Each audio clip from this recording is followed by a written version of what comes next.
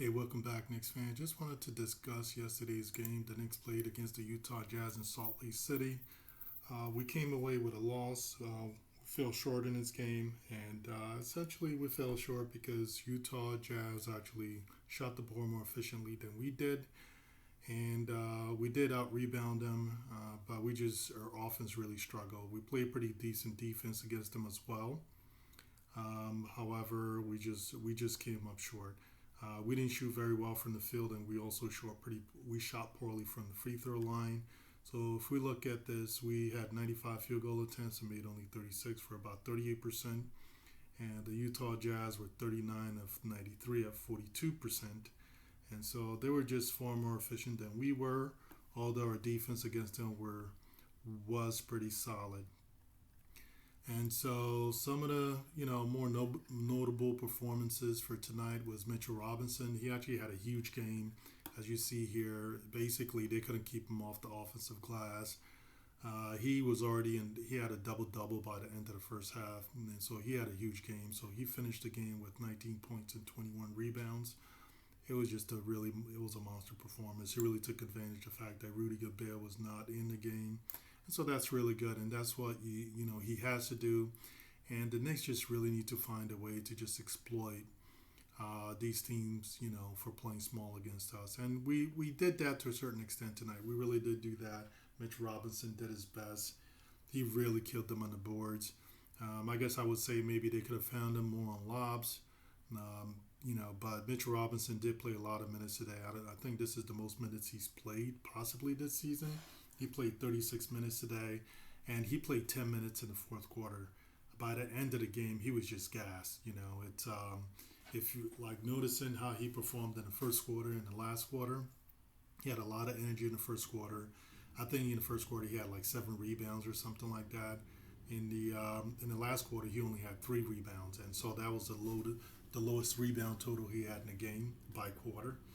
And you can also tell, even like he wasn't really that effective contesting shots in the fourth quarter, and he didn't have to contest a lot of shots this game.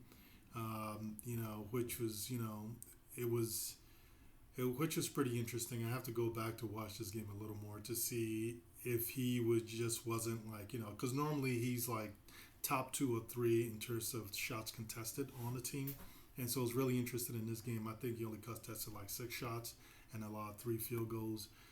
But focusing a little more on the offense right now, he did have a monster game. But moving on to Julius Randle. Julius Randle also had a really big game as well. He had 30 points, 6 rebounds. He didn't have double-digit rebounds today, and he played some pretty solid defense. He actually played pretty good defense today. But this is, I think, the second game in a row where he actually shot over 50%. So this might be his best 2 games, best game stretch of games he's played this season, which is really interesting. Although he played a great game in the fourth quarter, he actually didn't play very well in the fourth quarter. I felt like he actually shot the Knicks in the foot quite a few times. A lot of bad decisions he made, like driving to the basket with a smaller man on him and then passing it out to the 3-point line. He did that a couple of times, I think, in the fourth quarter, which is kind of like a lot of times it's like a head scratcher. And then also he just wasn't very decisive in the fourth quarter as well. Early on in the game, he was very decisive. Either he would basically, if he got the ball, he would drive to the basket or he would pass it off. And so I just feel like the Knicks are a lot better when he's more decisive in the game and the offense flows a lot better. But in the fourth quarter, I mean, they just kind of go to the same formula all the time, and you kind of have to put this on the coach as well. I mean, you see what's happening in the first 3 quarters. The ball is moving pretty well. He's making quick decisions, and in the fourth quarter, you just allow him to just dribble, dribble, dribble the ball, and it just doesn't make a lot of sense to me at all. Um, but he did have a pretty good shooting night, but it's just late in the fourth quarter, execution was a problem. And we actually turned over the ball. I think it was like the last 2 minutes. We must have turned over the ball like 3 times. I think he turned over the ball. Fournier turned over the ball, and R.J. Barrett turned over the ball. It was really mind-boggling stuff to see. This team's inability to actually execute when it's most important, like out of inbounds plays, or even in the fourth quarter, it is just atrocious. And it's because we just don't have a closer. And I've always said, like, I feel like RJ Barrett, I still feel he should be the primary playmaker. And from looking at the shot attempts he took today, uh, they are moving towards that, him being the primary playmaker. But it just kind of felt like Julius Randle might have had a higher usage. Let's go over to advanced and see what the usage rates were. Yeah, Julius Randle did have a higher usage rate than RJ. And so we kind of want to flip that a little more. We do want to flip it more. It seems like RJ was trying to be aggressive. He had a bad shooting night, and so that's something he needs to work on.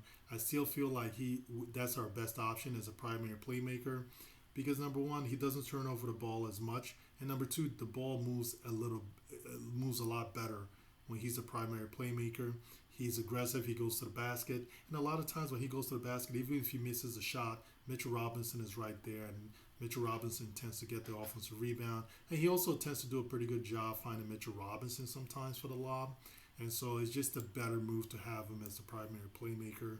But unfortunately, we're forced to do it because we don't have a choice because Julius has been struggling in this role as a primary playmaker. But, we have to do it. But I just still don't think RJ is really ready to take on that role. And you can just tell he's just not consistent enough.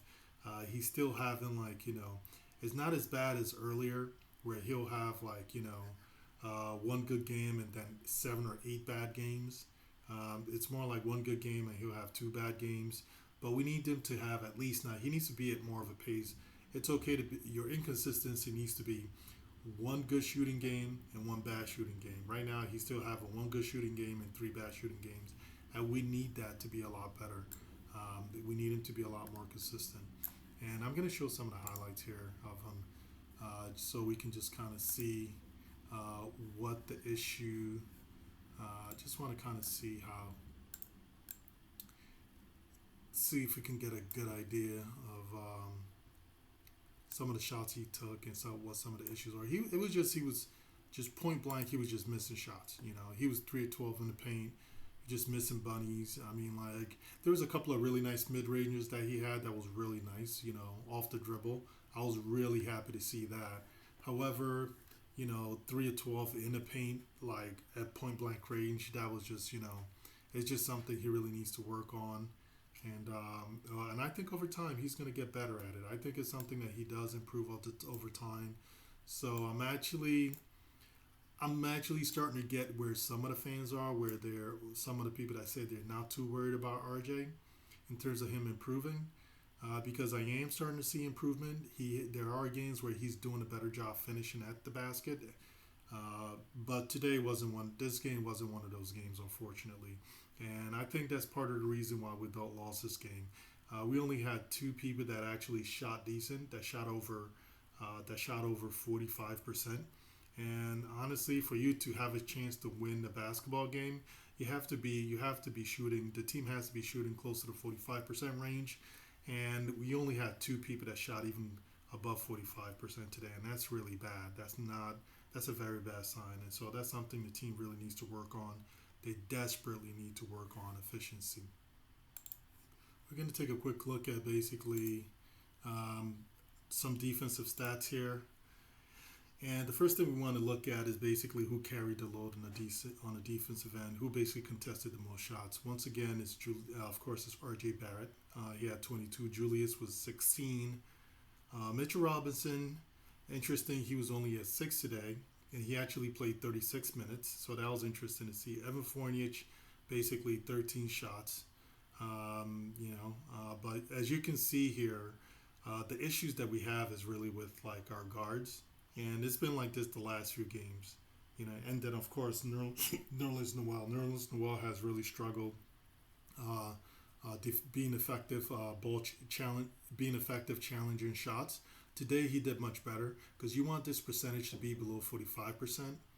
Preferably you want it to be below 44% because you're trying to shoot around close to 45. So you need to try to get this number below 44% or below to have a good chance of winning basketball games. And as you see, we had a lot of shot attempts between these 3 guys that was contested. And look at this, 53.54%, 50%, 63%. I mean, that's just not going to cut it. But let's go over to RJ Barrett. RJ Barrett basically, um, honestly, I've been very critical of RJ. Early in the season, I was very critical of him because I just felt like he just wasn't an effect. He was just wasn't an effective defender. But quietly, I want to say starting December, he's really picked it up on the defensive end, and he challenges the most shots on the team. And not only does he challenge the most shots, he's very effective. He holds opponents like below 40% shooting on a regular basis. It's really crazy. He's really becoming a really good two-way player, and that's been very interesting to see. Julius Randle was an effective defender today. He actually contested 16 shots, and the opponents only made six of them, and that's 38%. There was a few times where there was a few big 3-point shots that some power forwards got. Bogdanovich got a big 3-point shot. I think it was like late in the third quarter, and then also there was this other short power forward. I can't remember his name. I think he's from like Long Island or something like that, or somewhere from the New York area, and he made a 3-point shot. And so sometimes with Julius, I kind of feel like he gives the shooter sometimes too much space. With Julius, is not all, it's like he'll give effort most of the time, and then when it really counts the most, either he'll have a lapse or he just won't give enough effort when it counts most, on those really crucial possessions. And so those two possessions were pretty important where, people he was guarding, he gave them just way too much space, and they're able to hit a 3-point shot, and it kind of helped basically switch the momentum towards the Jazz's favor, or extend the Jazz's momentum. Mitchell Robinson, this is the first game in a long time where he challenged less than 10 shots in a game, and then on top of that, he wasn't extremely effective at it. So he challenged 6, and they made 3 of them. Not too horrendous because there's only 6 shots he challenged. However, it's interesting to see. It will be great to watch the game again to see what was happening on the defensive rotation. Why didn't he challenge as much shots today? Was he helping less? So it's really interesting. It didn't feel like it because I felt like he was running all over the court, especially in the fourth quarter. And so it's really interesting to see what happened there. Oops, sorry guys. It looks like I had some kind of system glitch. You guys saw that quick blackout, but I'm still here. Hopefully you guys still hear the audio. But pretty much it's the Knicks. Their defensive effort was good. It was decent. It wasn't terrible. It was pretty decent because your 3 top guns on the defensive end, the 3 guys that carried the load most of the time, RJ Barrett, Julius Randle, Mitchell Robinson, they did a pretty good job. They did a really solid job. Where Mitchell Robinson did a very solid job was actually closing out the possessions, getting defensive rebounds to make sure there wasn't a lot of too many second chance points. And so it was a good defensive effort by the New York Knicks. Again, like I said, the offense was the issue, and it's just with the offense. I'm really starting to realize that Tom Thibodeau just really needs help with the offense. In the first half, they played great. I guess it's like a read-react offense that he has going on, and they sometimes they read it pretty well. But the problem is when you have Julius Randle doing the bulk of the reading, and especially when he gets happy and he thinks he feels good, and now he's going to be pounding the ball and he wants to run the offense through him, and it's all about him, and that's when it becomes an issue. Ball starts to stick.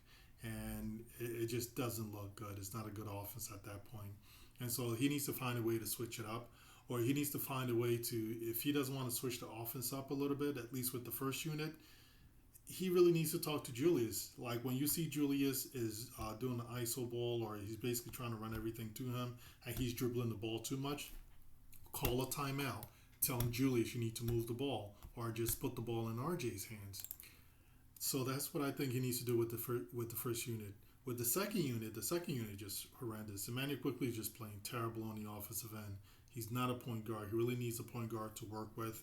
I mean, he can do it in spot minutes. If he's working with another point guard, and he plays the point guard once in a while, being a playmaker, I mean, it works, and he plays great that way. But being the only point guard on the floor, he's really struggled most of the games this season. Um, when people say he's made strides, I don't know. Yeah, I guess he's made strides, but he's still a bad point guard, right? And so, how much, like, is the stride he's making really good for the team? I actually kind of feel like their focus on Emmanuel quickly running the point guard has been terrible for the team, especially for the second unit. And so, this is where Tom Thibodeau it bites him in the butt for not playing uh, Deuce McBride early in the season to kind of get him consistently to get him used to the NBA game. He had a good Houston game, had a terrible Raptors game. Well, actually, he just had a terrible first quarter, and he just never saw the NBA floor ever again since then, except when it's garbage time, which I think is like it's a little absurd. You need to let the guy, get the feel of the game and get the feel of the game. So now, so like so as the season goes along, the kid is ready to play. But now, because he refused to play McBride, he's backed himself into a corner because he doesn't leave himself any options. And he kind of does that with players. And this is why you can't just bury people and just play an 8 or 9 man rotation.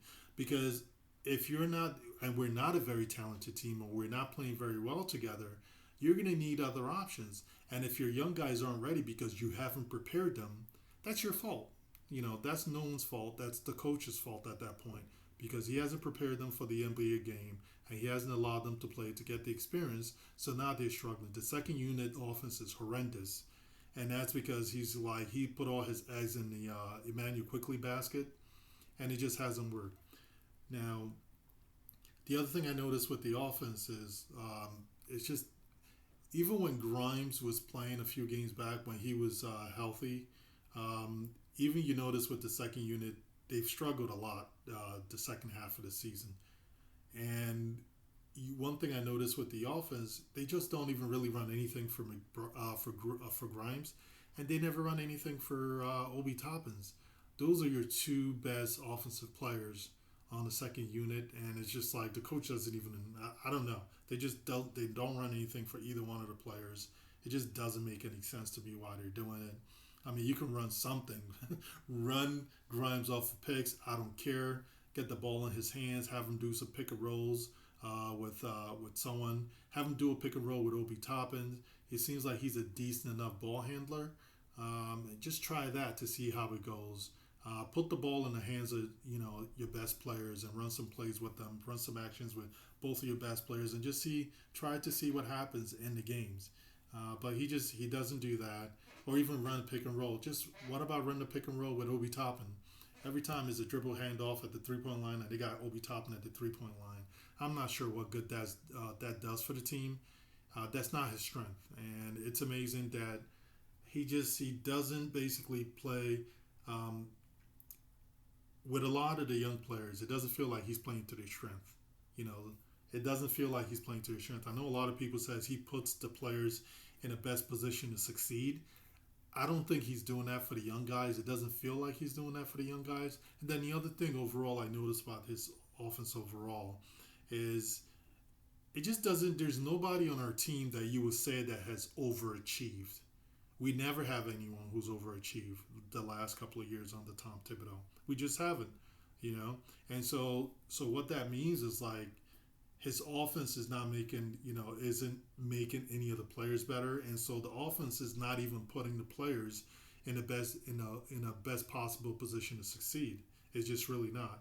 You get a lot of players. There's a ton of offenses in the league, a lot of players in the league, where people are just like don't want to sign them that have good seasons, and then everyone is afraid. It's like, well, it could be because of the system, and so that's why he's playing really well. But you never have that with Tom Thibodeau.